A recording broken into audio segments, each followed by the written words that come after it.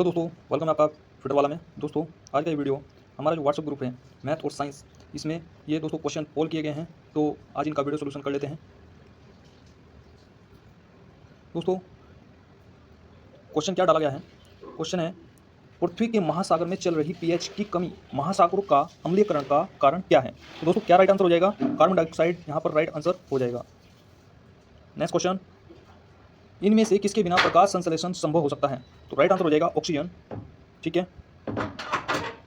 और दोस्तों, ये एक डाला गया था मैंने, रेलवे एग्ज़ाम के लिए, जैसे दोस्तों सिलेबस क्या है, जीके एंड जीएस में क्या क्या चीज़ें आती हैं? हिस्ट्री, पॉलिटी, स्टैटिक और geography, economic, science, current affairs. ठीक। मैथमेटिक्स में अर्थमेटिक और एडवांस। रीजनिंग में क्या करना है? वीक टॉपिक हैं जो उनको पढ़ें और फिर प्रैक्टिस करें। टारगेट क्या, किस तरीके से आप अचीव करेंगे? पर डे का आपका टारगेट होना चाहिए, क्या पढ़ना है क्या नहीं पढ़ना। पर वीक का आपका टारगेट होना चाहिए और पर डे का मॉक का टारगेट होना चाहिए। ठीक है। इसके बाद नेक्स्ट क्वेश्चन क्या डाला गया है? विटामिन। नेक्स्ट क्वेश्चन है दोस्तों कि विटामिन ए किसमें सर्वाधिक मात्रा में पाया जाता है? तो दोस्तों, इसका राइट आंसर हो जाएगा गाजर। नेक्स्ट क्वेश्चन, रोहित बीमार था, जब एक डॉक्टर ने इलाज किया तो उन्होंने बताया कि उसे मलेरिया है, तो रोहित को किस मच्छर ने काटा? तो जो भी मच्छर काटता है उसका नाम क्या है? मादा एनाफिलीज मच्छर। ठीक है।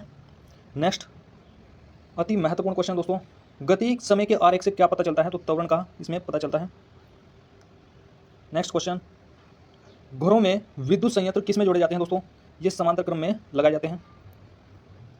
नेक्स्ट, यदि एक वस्तु की गतिज ऊर्जा उसके प्रारंभिक मान का 256 गुना हो जाती है तो नया रेखीय संवेग क्या होगा? दोस्तों, इसका राइट आंसर हो जाएगा इसके प्रारंभिक मान का 16 गुना। नेक्स्ट दोस्तों, नेक्स्ट क्वेश्चन क्या हो जाएगा? 6 की पावर है 256 और माइनस में है 4 की पावर 256 में हमें इकाई अंक ज्ञात करना है। दोस्तों देखिए, सबसे बेहतरीन तरीका क्या है?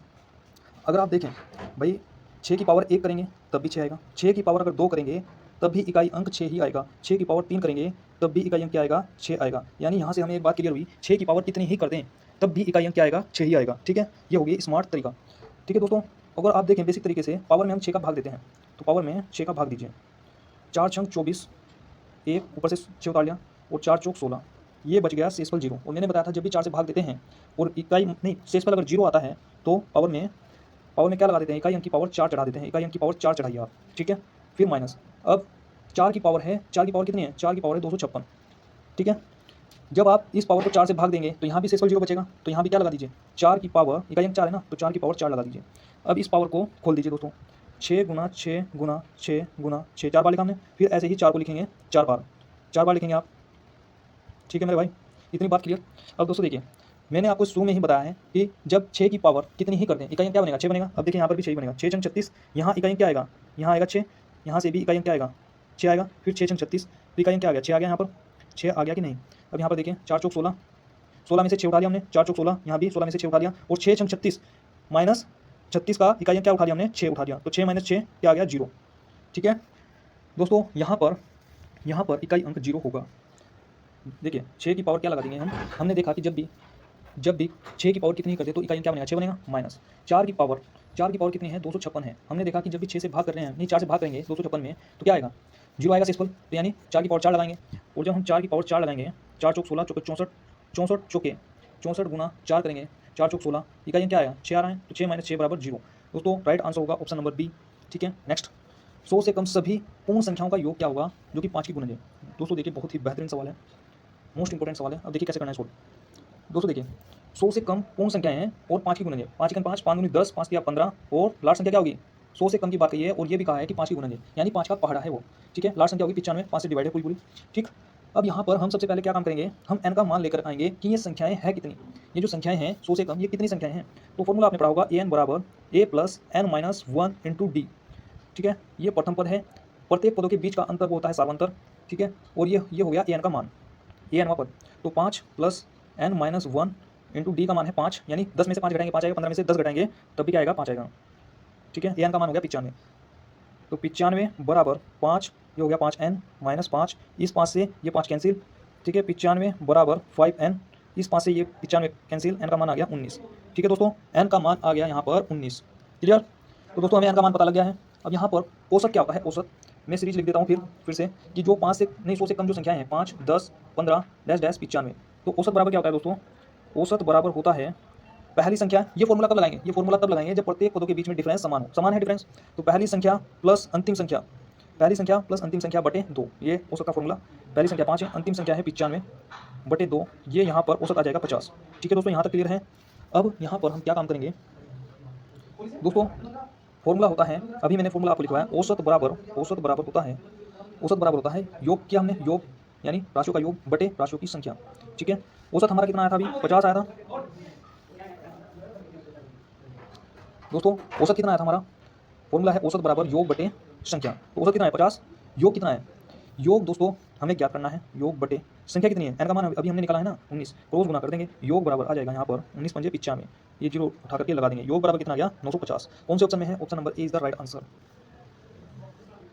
दोस्तों देखिए, मोस्ट इंपॉर्टेंट सवाल है, औसत निकालने का सबसे बेहतरीन और स्मार्ट अप्रोच आप लोग देखेंगे आज।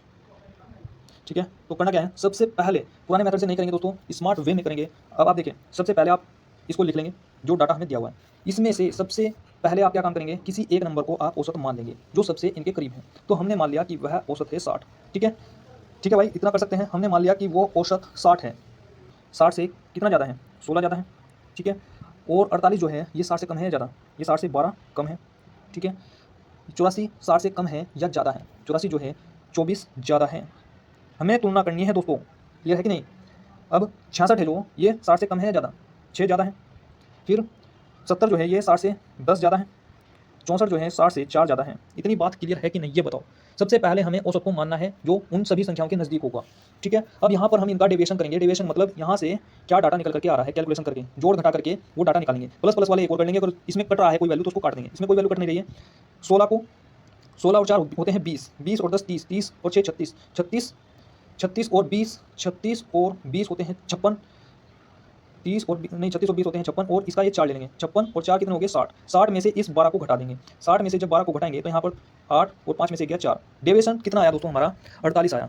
एक बार फिर से मैं आपको बता रहा हूँ, हमने क्या काम किया है, सबसे पहले हमने औसत को माना है, फिर हमने कंपैरिजन किया कि उस औसत से कौन वैल्यू कितनी बड़ी है और छोटी है। फिर वहाँ पर जो डाटा आया निकल करके उसको कैलकुलेशन किया, जोड़ दिया, जोड़ने जो प्लस वाले पद हैं उसको एक और कर लिया, माइनस वाले एक और कर लिया। ठीक, जो डाटा आया है निकल करके कितना आया है 48।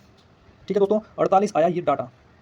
ठीक है, इतनी बात क्लियर है। औसत कितना माना था हमने, 60 माना था, इस 60 को हम यहाँ पर लिखेंगे। फिर प्लस जो डाटा आया है निकल करके ये 48 आया था। अब ये देखेंगे कि नंबर कितने दिए हुए थे हमारे पास, 1 2 3 4 5 6 दिए हुए थे, तो 6 से भाग कर देंगे। 6 अड़े 48, 60 प्लस 8 इक्वल टू 68, यहाँ पर रिजल्ट बन जाएगा ऑप्शन नंबर बी। सेकंडों में रिजल्ट आएगा दोस्तों। समझाने में ये थोड़ा टाइम इसलिए लगा ताकि मुझे आपको बताना था।